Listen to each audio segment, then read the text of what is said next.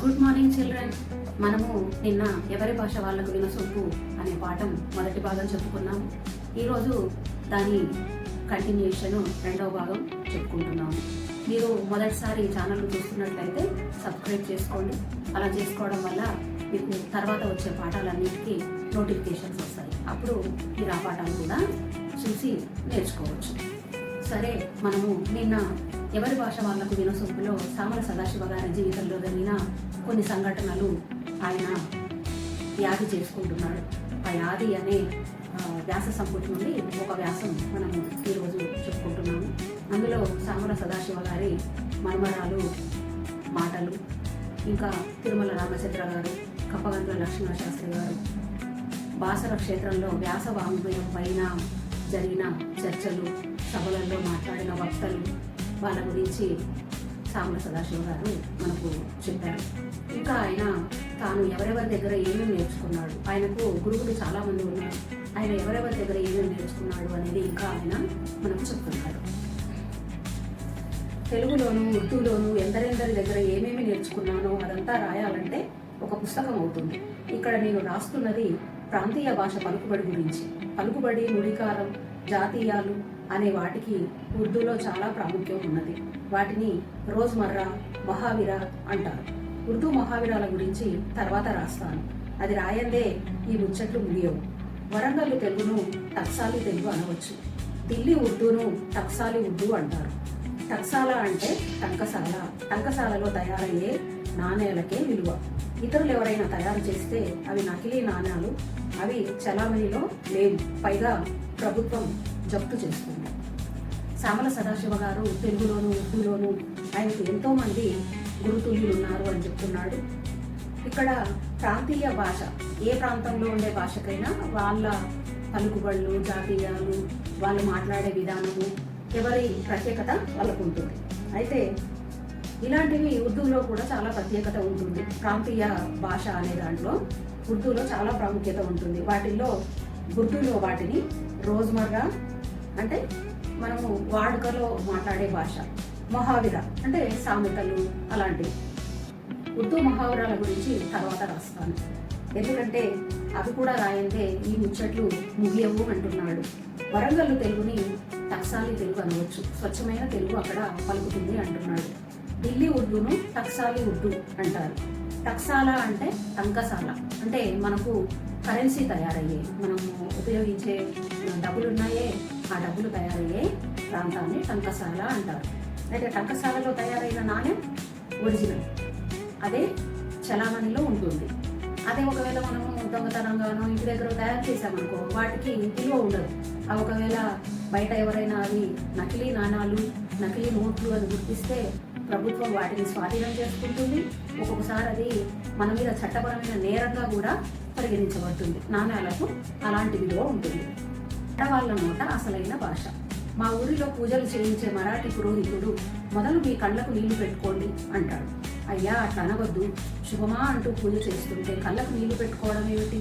ఈ సందర్భాన్ని మేము అర్థం చేసుకుంటాం, కానీ ఇంకో సందర్భంలో దీని అర్థం వేరే అవుతుంది. తెలుగులో ఎట్లా అనాలో తెలియని మీరు అటువంటి తెలుగులో ఎందుకు చెప్తారు? మాకు మరాఠీ వచ్చు కదా, మరాఠీలో చెప్పండి అంటాను. కానీ అతడు వినడు. మధ్యలో కు షష్ఠి చేరుస్తాడు. అది కొంత నయమే, కళ్ళ నీళ్లు పెట్టుకోండి అనడు. ఇది టంకసాల బయట తయారైన నకిలీ నాణ్యం. వరంగల్లులో కూరగాయలమ్మే స్త్రీల మాటల్లోనూ ఎక్కడో ఒక అచ్చమైన తెలుగు నుడి వినిపిస్తుంది. ఏ ప్రాంతంలోనైనా అసలైన భాష ఆడవాళ్ళ నోటనే వినగలరు.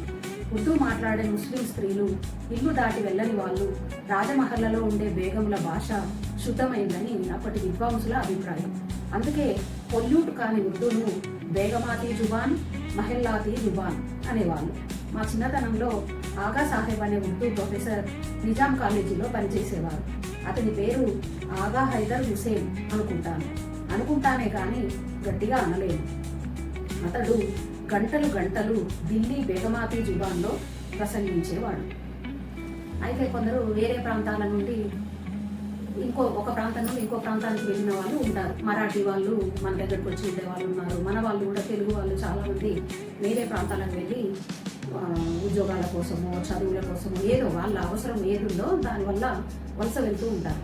అలా వెళ్ళినప్పుడు ఆ ప్రాంతీయంగా ఉండే భాష నేర్చుకుంటారు, కానీ వాళ్ళు మాట్లాడినంత స్వచ్ఛమైన భాష వేరే వాళ్ళకు రాదు. ఇప్పుడు తెలుగు నేర్చుకునే వాళ్ళు కూడా చాలామంది ఉన్నారు. చాలామంది మనకు కర్ణాటక, మహారాష్ట్ర, తమిళనాడు, ఇంకా బీహార్, రాజస్థాన్ మొదలైన ప్రాంతాల నుంచి కూడా మన దగ్గరకు వచ్చే వాళ్ళు ఉంటారు. ఇక్కడ పని కోసం దేనికోసం వచ్చిన వాళ్ళు ఉంటారు.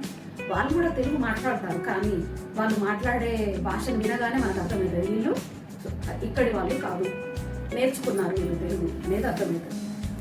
అలా సామల సదాశివ గారు చెప్తున్నారు, వాళ్ళ ఊరిలో గుడిలో ఉండే ఒక పూజారి మరాఠీ ఆయనట. ఆయన మీ కళ్ళకు నీళ్లు పెట్టుకోండి అంటాడు. కళ్ళకు నీళ్లు పెట్టుకోవడం అంటే కళ్ళకు నీళ్ళు అద్దుకోండి అంటున్నాడు ఆయన ఉద్దేశం అది. కానీ కళ్ళకు నీళ్లు పెట్టుకోవడం అంటే మామూలుగా మనం ఏడవడం అనే అర్థంతో వాడతాం. అయ్యా అలా అనవద్దు, మేము శుభమాని దేవుణ్ణి దర్శించడానికి వస్తే మీరు ఆ విధంగా మాట్లాడకండి. అన్నిటికీ అవసరం ఉన్నా లేకున్నా కు అనేది చేర్చి మాట్లాడతారు. మీకు తెలుగు అంత మంచిగా రాదు కాబట్టి మరాఠీ మాట్లాడండి మీ మాతృభాషలో, మాకు అర్థమవుతుంది కదా అని అన్నా కానీ ఆయన వినోడు. కళ్ళ నీళ్లు పెట్టుకోండి అంటాడు. అంటే ఇవి టంకసాల బయట తయారైన నాణ్యం, అంటే నకిలీ నాణ్యం అంటున్నాడు, అంటే ఒరిజినల్ భాష కాదు. వరంగల్లో కూరగాయలు అమ్మే స్త్రీల భాష చాలా స్వచ్ఛమైనది అంటున్నాడు రచయిత. ఏ ప్రాంతాల్లోనైనా ఆడవాళ్ళు ఎక్కువగా బయట తిరగరు కాబట్టి, ఎక్కువగా ఇంటికి పరిమితమై ఉంటారు. వాళ్ళది కొంచెం తక్కువ, అంటే బాగా ఎక్కువ బయట సమాజంలో తిరగడం కొంచెం తక్కువే కాబట్టి ఎక్కువ వేరే భాషస్తులతోటి అలాంటి వాళ్ళతో మాట్లాడితే మన భాషలో ఆ భాషా పదాలు కూడా దొరుకుతూ ఉంటాయి. ఇప్పుడు హైదరాబాద్లో ముస్లిమ్స్ ఎక్కువ ఉంటారు కాబట్టి ఆ ముస్లిమ్స్ మాట్లాడే హిందీ, ఉర్దూ పదాలు తెలుగులో మనకు కలిసి కనిపిస్తూ ఉంటాయి హైదరాబాద్లో. అంటే మన పక్కన ఉండే వాళ్ళ భాషా ప్రభావం మన భాష పైన పడుతుంటుంది. మనం బాగా విన్నప్పుడు ఏమవుతుందంటే ఏవైతే మనకు తెలిసిన పదాలు ఉన్నాయో వాటిని మన భాషలో ఉపయోగిస్తూ ఉంటాం మనం. అలా భాష కలుషితం అయిపోతుంటుంది, అంటే కొన్ని వేరే పదాల నుంచి చేరుతూ ఉంటాయి. అలా హైదరాబాద్లో భాష మారిపోయింది. అలాగే ముస్లిమ్స్ కూడా ఆడవాళ్ళు ఇంట్లో నుండి, ఇంకా వాళ్ళు కొంచెం బురకా పద్ధతి అది ఉంటుంది కాబట్టి వాళ్ళు ఇంట్లో నుండి బయటికి రారు కాబట్టి వాళ్ళు మాట్లాడే ఉర్దూ స్వచ్ఛమైన ఉర్దూ ఉంటుంది అంటారు. అయితే రాజమహల్లో ఉండేవాళ్ళు, ఇల్లు దాటని వాళ్ళు ముస్లిమ్స్ ఉంటే వాళ్ళ భాష పొల్యూట్ కాని ఉర్దూ అని చెప్తారు. అయితే ఆ భాషను ఏమంటారు అంటే పొల్యూట్ కాని ఉర్దూని బేగమాతీ జుబాన్, మొహల్లాతీ జుబాన్ అంటారు. అయితే సామల సదాశివ గారు అంటున్నారు, ఆయన చిన్నతనంలో వాళ్ళ నిజాం కాలేజీలో ఉర్దూ ప్రొఫెసర్ ఉండేవాడట, ఆగా సాహెబ్. ఆయన పేరు ఆగా హైదర్ హుసేన్ కావచ్చు, నేను బయటికి అనలేను, కానీ అతడు గంటలు గంటలు బేగమాతీ జుబాన్లో అంటే స్వచ్ఛమైన ఉర్దూలో మాట్లాడేవాడు. వరంగల్ తెలుగు గురించి మాట్లాడుతున్నాను కదా. ఒక సంవత్సరం పెద్ద కాళోజీ వర్ధంతి సభలో పాల్గొన్నాను. సాధారణంగా కాళోజీ ఇంట జరిగే వర్ధంతి, జయంతి సభల్లో పాల్గొనేవాడిని. నాకు పిలుపు వచ్చేది లేదా నేనే వెళ్ళేవాడిని. ఆ సభల్లో చిన్నపాటి కవి సమ్మేళనం, చిన్నపాటి ఉర్దూ ముషాయిరా, కొన్ని ప్రసంగాలు జరిగింది. తర్వాత అక్కడి 2-3 గాయకులు మీరా సంగీత్ సభ వాద్యాల మీద షాద్ గజల్లు వినిపించేవారు. పెద్ద కాళోజీ ఉర్దూ కవి, కలం పేరు షాద్. నేను వెళ్ళేటప్పటికీ సాహితీ మిత్రమండలి కవులు తమ కవితలు వినిపిస్తున్నారు. ఆ సాహిత్య సభకు రిటైర్డ్ డిప్యూటీ కలెక్టర్ అధ్యక్షులై ఉన్నారు. వారెవరో నాకు తెలియదు. అక్కడ అందరూ తెలుగు విద్వాంసులు ఉండగా, అందరూ యూనివర్సిటీ ఆచార్యులు ఉండగా ఒక రిటైర్డ్ రెవెన్యూ ఆఫీసర్ అధ్యక్షత వహించటం ఏమిటి అనుకున్నాను. కాళోజీలకు ఆప్తుడేమో అనుకున్నాను. రెవెన్యూ వాళ్లకు తెలుగు సాహిత్య సభల్లో అధ్యక్షత వహించే అర్హత లేదనుకునేవాడిని కాను. ఉత్తమ కవితలు, కథలు రాసిన రెవెన్యూ, పోలీస్ శాఖల ఆఫీసర్లను ఈ యాది శీర్షిక కిందే ప్రస్తావించి ఉన్నాను. నేను ప్రస్తావించని వాళ్ళు అనేకులు. అందుకే కవి సమ్మేళనం తర్వాత అధ్యక్షుల వారు లేచి మాట్లాడినారు. అచ్చమైన వరంగల్లు ప్రాంతీయ తెలుగులో సంస్కృత పదాలనంతగా ఆశ్రయించకుండా, ఇంగ్లీషు, ఉర్దూ పదాల జోలికంతగా వెళ్లకుండా తమ మనసులోని భావాలను వెల్లడించినారు. తర్వాత నన్ను మాట్లాడమన్నారు. అధ్యక్షుల వారు కల్తీ లేని తెలుగు విన్న తర్వాత తెలుగులో మాట్లాడే సాహసం చేయలేను, ఉర్దూలో మాట్లాడతాను అని మాట్లాడే 4 మాటలు ఉర్దూలోనే మాట్లాడినాను. అధ్యక్షుల వారిలాగే కల్తీ లేని వరంగల్లు తెలుగు మాట్లాడే ఆచార్యులు కొందరున్నారు అక్కడ. ఇతరులు ఉన్నారు. వార్తాపత్రికలో కొన్నాళ్ళు ఉర్దూ కవుల గురించి రాసినాను. ఇప్పుడు యాది రాస్తున్నాను. ఆ కాలం నుంచి నా రచనలు చదువుతున్న గుంటూరు విద్వాంసులు అడ్వకేట్ ఉప్పలూరి గోపాలకృష్ణ శర్మ గారు నా వ్యాసాలు బాగున్నాయని జాబులు రాస్తున్నారు. తరచుగా మీ వ్యాసాల్లో తెలంగాణ ప్రాంతీయ భాష కనిపిస్తూ ఉన్నది, మీరు ఆ ప్రాంతం వారైనా, మా ప్రాంతానికి ఎప్పుడూ రాలేదా అని ప్రశ్నిస్తూ ఉంటారు. వారు ఏ ఉద్దేశంతో అట్లా ప్రశ్నిస్తారో తెలియదు, కానీ అది నా ప్రశంసగానే భావిస్తాను. తెలంగాణలోనే ఉంటూ ఆంధ్ర ప్రాంతం వాళ్ళు కూడా చదివేటట్లు రాస్తున్నానంటే విశేషమే కదా. సామల సదాశివ గారు వరంగల్ తెలుగు గురించి మాట్లాడుతున్నారు కదా. అదే సందర్భంలో ఒకసారి పెద్ద కాలేజీ వర్ధంతి సభ జరుగుతుందంట. వర్ధంతి అంటే చనిపోయిన రోజును వర్ధంతి అంటారు, సంవత్సర కాలం తర్వాత. అయితే ఆ వర్ధంతి సభలు జరుపుకునే వాళ్ళట. ఆయన కవి కాబట్టి ఈ కవులు, పండితులు, స్నేహితులు అలాంటి వాళ్ళందరూ కలిసి ఒక సభను ఏర్పాటు చేసుకుని ఆయనను స్మరించుకుంటూ ఇంకా వేరే మాట్లాడుతూ అంటే సాహిత్యం గురించే మాట్లాడుతూ ఉంటారట. అలా ఆ వర్ధంతి జయంతి అంటే పుట్టినరోజు, వర్ధంతి అంటే చనిపోయిన రోజు. ఆ సభలలో సామల సదాశివ గారు కూడా పాల్గొనే వాళ్ళంట. ఎప్పుడైనా వాళ్ళు పిలిచేవాళ్ళు, లేదంటే నేనైనా వెళ్తాను అని అంటున్నాడు. ఆ సభలో చిన్నపాటి కవి సమ్మేళనం, ఉర్దూ ముషాయిరా, కొన్ని మాటలు జరిగేవి. తర్వాత అక్కడ 2-3 పాటలు పాడే వాళ్ళు ఉన్నారు అంటే వాళ్ళు షాద్ గజళ్ళు వినిపించేవాళ్ళు. పెద్ద కాలేజీ ఉర్దూ కవి, ఆయన కలం పేరు షాద్. అయితే సామల సదాశివ గారు ఆ సభకు వెళ్ళేటప్పటికి కొంతమంది కవులు వాళ్ళు రాసిన కవితలు వినిపిస్తున్నారు. ఆ సాహిత్య సభకు ఒక రిటైర్డ్ డిప్యూటీ కలెక్టర్ అధ్యక్షుడై ఉన్నాడంట. అప్పుడు ఆయన ఎవరో నాకు తెలియదు, సామల సదాశివ గారు అంటున్నారు. కానీ ఇక్కడ ఇంతమంది తెలుగు విద్వాంసులు ఉండగా, పండితులు ఉండగా ఒక రెవెన్యూ ఆఫీసర్ని ఎందుకు అధ్యక్షుడిగా పెట్టారు అని అనుకున్నాడు. అయితే కాలోజీ సోదరులకు ఏమైనా బంధువులేమో, దగ్గర వాళ్ళేమో అనుకున్నాడు. రెవెన్యూ వాళ్లకు సాహిత్య సభల్లో అధ్యక్షత వహించేంత అర్హత లేదు అనుకునేవాడిని కాదు నేను. ఎందుకంటే మంచి మంచి కవితలు, కథలు రాసిన వాళ్ళు రెవెన్యూ, పోలీస్ శాఖల ఆఫీసర్ల గురించి కూడా సామల సదాశివ గారు రాసిన వ్యాస సంకలనంలో వాళ్ళ గురించి కూడా రాశారు. అందుకే అంటున్నాడు, నాకు తెలియని వాళ్ళు కూడా ఉన్నారేమో, ఆయన కూడా చక్కగా కవితలు అది ఆయనకు తెలుగు మీద అవగాహన ఉందేమో, అందుకే ఆయన అధ్యక్షుడిగా పెట్టారు అనేసి అనుకున్నాడు. తర్వాత కవి సమ్మేళనం తర్వాత అధ్యక్షులుగా ఉన్న ఆ రిటైర్డ్ డిప్యూటీ కలెక్టర్ గారు లేచి నిలబడి మాట్లాడారు. ఆయన మాటలు వరంగల్లు స్వచ్ఛమైన తెలుగు, ఇంకా ఆయన ఉర్దూ, సంస్కృతం, ఇంగ్లీషు భాషా పదాల జోలికి పోకుండా చక్కని తెలుగులో తన ఉపన్యాసాన్ని ఇచ్చారు. అదైపోయిన తర్వాత సామల సదాశివ గారిని మాట్లాడమని అడిగారట. అడిగినప్పుడు ఆయన అన్నాడట, అధ్యక్షుల వారు మాట్లాడిన స్వచ్ఛమైన తెలుగు విన్న తర్వాత నేను తెలుగులో మాట్లాడడానికి ధైర్యం చేయలేకపోతున్నా, సరే నేను ఉర్దూలో మాట్లాడతాను అని తాను చెప్పదలుచుకున్న 4 మాటలు ఉర్దూలో చెప్పాడు. తర్వాత వార్తాపత్రికలలో కొన్నాళ్ళు ఉర్దూ కవుల గురించి కూడా రాశారు సామల సదాశివ గారు. అదే చెప్తున్నాడు, ఇప్పుడు వ్యాధి రాస్తున్నాను.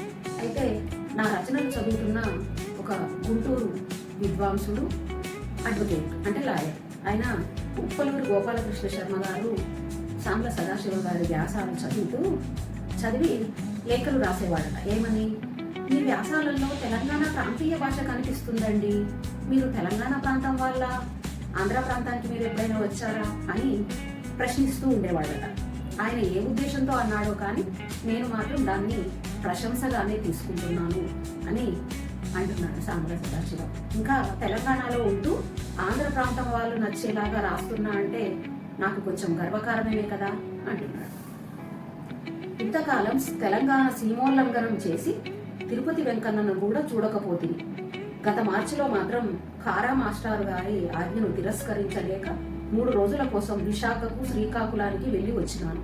అక్కడి ప్రాంతీయ తెలుగు అందం వేరే. గద్య పద్య సాహిత్యం ప్రచారంలో ఉన్నంత కాలం ఎక్కడి తెలుగైనా ఒకటే. వ్యావహారిక భాష వ్యాప్తిలోకి వచ్చిన తర్వాతనే ఈ ప్రాంతీయ భాషలు, మాండలిక భాషలు. నేను ఒకప్పుడు పుస్తకాలు, వ్యాసాలు గ్రాంధిక భాషలో రాసిన వాణ్ణి. అవి ఇప్పుడు నాకే రుచించవు. గ్రాంధిక భాష రాసే కాలంలోనూ పిల్లలకు తెలుగు చెప్పే పంతులను గనుక వ్యావహారిక వాటిలతోనే గుర్తు కలిపేవాణ్ణి. ఉర్దూ, మరాఠీ పిల్లలు తమ ఇంట్లో మాట్లాడే భాషనే బల్లో చదువుతుంటే తెలుగు పిల్లలు ఇంట్లో మాట్లాడే భాష వేరు, బల్లో చదివే భాష వేరు, ఘోరం అనిపించేది. ఈ వ్యావహారికం వచ్చిన తర్వాత తెలుగు పిల్లలు కూడా మరాఠీ ఉర్దూ పిల్లల్లాగా ఇళ్లలో మాట్లాడే భాషనే బల్లలో చదువుతున్నారు. అయితే మాండలిక భేదాల నుంచి ప్రాంతీయ భేదాలను సరిచేసుకోలేకపోతున్నాం. సరిచేసుకోవాలంటే తొలగించడము కాదు, దిద్దుకోవడము కాదు, అన్ని ప్రాంతాల పలుకుబళ్లను ఇప్పుడు తెలుగు అనుకుంటున్న భాషలో కలుపుకోవడం. ప్రాంతీయ భాష ప్రజల వ్యవహారంలో ఉన్నది. ఇందులో పండితుల, రాజకీయ నాయకుల ప్రమేయం లేదు. ఈ నడుమ ఏదో టీవీ ఛానల్లో తెలుగులోనే రాయండి, తెలుగులో మాట్లాడండి అని చెప్పడం జరుగుతున్నది. ఇది విన్నప్పుడల్లా నేను 2 ప్రశ్నలు వేసుకుంటాను. ఏ తెలుగు, ఎక్కడి తెలుగు అని. అయితే తెలంగాణ సీమ, ఇప్పుడు ఆంధ్ర తెలంగాణ 2 వేరు రాష్ట్రాలు అయినాయి కాబట్టి తెలంగాణ సరిహద్దులు దాటి నేను తిరుపతికి వెళ్ళలేకపోయాను అంటున్నాడు సామల సదాశివ గారు. అయితే పోయిన మార్చిలో మాత్రం కారా అంటే కాశీపట్నం రామారావు గారు, ఆయన కథలు రాస్తాడు, కథా రచయిత. ఆయన ఈయనని సామల సదాశివ గారిని విశాఖపట్నం వైపు రామని పిలిచారట. ఆయన మాటను కాదనలేక నేను విశాఖ, శ్రీకాకుళం వెళ్ళి వచ్చాను 3 రోజుల కోసం. అక్కడి ప్రాంతీయ భాష తెలుగు చాలా అందంగా ఉంది. గద్య పద్య సాహిత్యం అంటే మామూలుగా మనకు గ్రాంధిక భాషలో సాహిత్యం ఉండేది. అది ఉన్నంతకాలం ఎక్కడ ఉన్న తెలుగైనా అంతా ఒకటే. అంటే గ్రాంధికమైన భాష, పుస్తకాలలో ఉండే భాష వేరుగా ఉండేది. ఎక్కడి తెలుగైనా ఒకటే. వ్యావహారిక భాష వచ్చిన తర్వాతనే మాట్లాడే భాష, మనం రోజు వ్యవహారంలో మాట్లాడే భాష ఒక్కొక్క ప్రాంతాల్లో ఒక్కో రకంగా ఉంటుంది. ఈ వ్యావహారిక భాష ఉద్యమం వచ్చి పుస్తకాలలో కూడా వ్యావహారిక భాష వచ్చిన తర్వాతనే ఈ మాండలిక భేదాలు ఇవన్నీ ఎక్కువయ్యాయి. నేను ఒకప్పుడు, అంటే సామల సదాశివ గారు చెప్తున్నారు, ఆయన ఒకప్పుడు పుస్తకాలు, కథలు, వ్యాసాలు గ్రాంధిక భాషలోనే రాసేవాడు. కానీ అంటున్నాడు, నాకు నేను రాసినవి నాకే నచ్చవు ఇప్పుడు. ఎందుకంటే వ్యావహారిక భాషలో ఉన్న ఆ సౌకర్యం, ఆ అందమే వేరు. మనం మాట్లాడేది గ్రాంధిక భాష అంటే కొంచెం కఠినంగా ఉంటుంది. మనము ఏదో వేరే వాళ్ళ భాష మాట్లాడుతున్నట్టుగా అనిపిస్తుంది. మనం ఇంటి దగ్గర స్వతంత్రంగా చాలా ఇష్టంగా మాట్లాడుకునే భాషను మనం పుస్తకాలలో కూడా రాసినాం అనుకోండి, అప్పుడు అది ఎంత అందంగా ఉంటుంది, నేర్చుకోవాలని ఉత్సాహం కూడా ఎక్కువ ఉంటుంది అందరికీ కూడా. గ్రాంధిక భాష రాసే కాలంలో కూడా సామల సదాశివ గారు తెలుగు పంతులు కాబట్టి నేను వ్యావహారిక భాషావాదులతోనే గొంతు కలిపేవాడిని. అంటే వాళ్ళు వ్యావహారిక భాషావాదులు, ఈ గ్రాంధిక భాషావాదులు అని. అప్పుడు అంటే గ్రాంధిక భాషనే ఉండాలి పుస్తకాలలో అని కొంతమంది, ఎక్కువ మంది మనం మాట్లాడే భాష పుస్తకాలలో ఉండాలి అని ఉద్యమాలు చేసి మరి భాషను వ్యావహారిక భాషలోనే పుస్తకాలు రాసేలాగా మార్పులు తీసుకొచ్చారు. అయితే ఉర్దూ, మరాఠీ పిల్లలు వాళ్ళు పుస్తకాలలో ఉండే భాష అదే ఉంటుంది, ఇంట్లో మాట్లాడే భాష అదే ఉంటుంది. మన తెలుగు వాళ్ళకు మాత్రం గ్రాంధిక భాష వేరుగా ఉంటుంది, వ్యావహారిక భాష వేరుగా ఉంటుంది. ఈనాడు అలాంటి ఇప్పుడు మనం మాట్లాడే భాష, పుస్తకాలలో ఉండే భాష చాలా వరకు ఒకటే ఉంటుంది. కాబట్టి ఇప్పుడు మనము సంతోషంగా ఉన్నాము. అయితే మాండలిక భేదాలు ఉన్నాయి, కానీ వాటిని ప్రాంతీయ భేదాలు, మాండలిక భేదాలు మనం సరిచేసుకోలేకపోతున్నాం. సరిచేసుకోవాలంటే వాటిని తొలగించడం కాదు, దిద్దడం కాదు, వాటిని ఎలా ఉన్న పలుకుబడులను అలాగే స్వీకరించాలి. అన్ని ప్రాంతాల పలుకుబడులను, సామెతలను అన్ని ప్రాంతాల వాళ్ళు ఉపయోగించాలి. అప్పుడు భాష అందరికీ అర్థమవుతుంది. ఈ వ్యవహారిక భాషలో పండితుల ప్రమేయం, రాజకీయ నాయకుల ప్రమేయం ఉండదు. ఏదో టీవీ ఛానల్లో ఈ మధ్య మామూలుగా ఏదో అడ్వర్టైజ్ చేస్తూ ఉంటారు కదా, మన తెలుగును మనం కాపాడుకుందాము, కాపాడుకోవాలంటే ఏం చేయాలి, తెలుగులోనే రాద్దాము, తెలుగే మాట్లాడదాము అని అన్నది విన్నారట. విని సామల సదాశివ గారు చెప్తున్నారు, మరి ఏ తెలుగు మాట్లాడాలి, ఎక్కడ తెలుగు మాట్లాడాలి?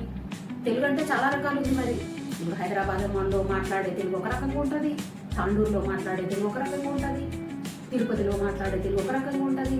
మాండలిక భేదాలు, ప్రాంతీయ భేదాలు అలాంటి తెలుగు ఉంది.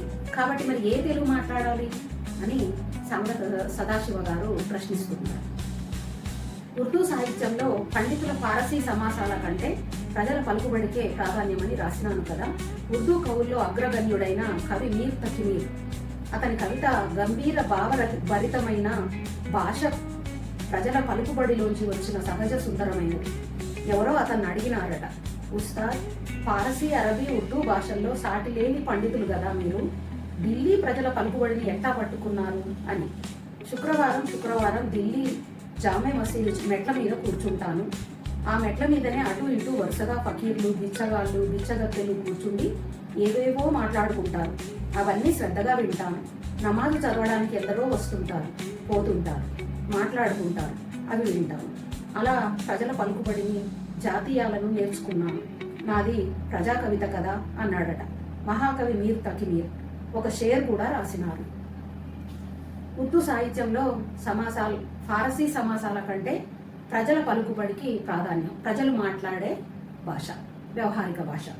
ఉర్దూ కవుల్లో మీర్ తకి మీర్ అనే ఆయన చాలా అగ్రగణ్యుడు. ఆయన కవిత చాలా బాగుండేదంట. చక్కని భావంతో, గంభీరమైన భావంతో ప్రజల వ్యవహారికం నుండి, ప్రజలు రోజు మాట్లాడుకునే భాష నుండి ఆ పదాలను వెతుక్కుని రాసేవాడంట.